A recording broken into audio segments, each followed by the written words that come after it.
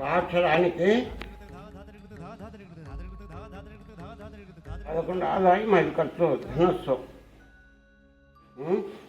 కుంభరాశికి 14 ఆదాయం 14 ఖర్చు ఈక్వల్. మీనరాశి చాగానే దాగానే 11 ఆదాయం 5 ఖర్చు. కర్కాటక రాశికి 14 ఆదాయం 2 ఖర్చు. అంటే కర్కాటకం అంటే యాగాని హాగాని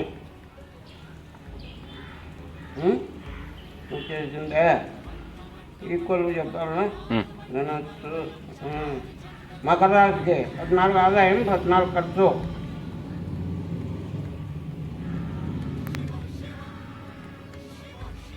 సింహరాశి అదే మకరం సింహం. సింహం 2 ఆదాయం 14 ఖర్చు. కన్యారాశి 5 ఆదాయం 5 ఖర్చు. తులాకు 2 8. వృశ్చికము 8 4. ధనుసు చెప్పినాం, మకరం చెప్పినాం, కుంభం చెప్పినాం. మేషరాశి 8 ఆదాయం 14 ఖర్చు. వృషభ రాశికి 2 ఆదాయం 8. మిథునం 5 5. ఓకే. సేద్యము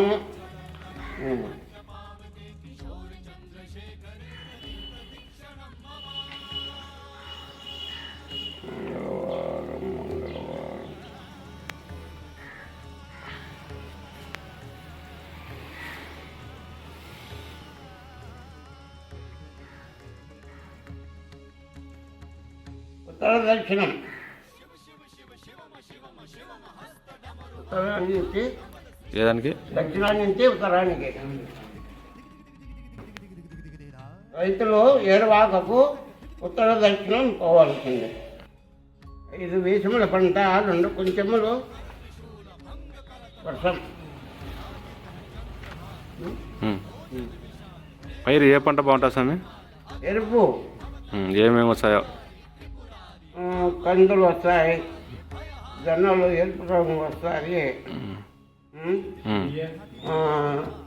ఈ అలసందలు,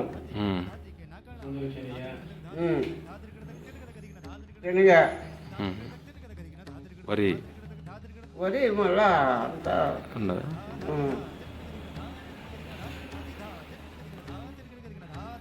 మరుపు ధాన్యానికి ఇలా ఎక్కువ. ఎరుపే, తెలుపందుకు ఏం లేదు. తెలుపు తక్కువే. వర్షమే తక్కువ. వర్షం తక్కువ, పంట ఎక్కువ. బంగారు వెండి ఎక్కువ. పత్తి కూడా గిరాకీ వస్తుంది.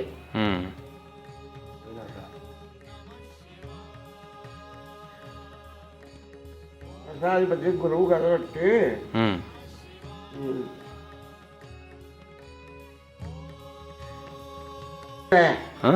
ధాన్యాధిపతి కుజుడే. ధాన్యము, కందులు, పొప్పట్లు, మిర్చి, వేరుశనగ, ఎర్రని భూములు పండించడం లేదా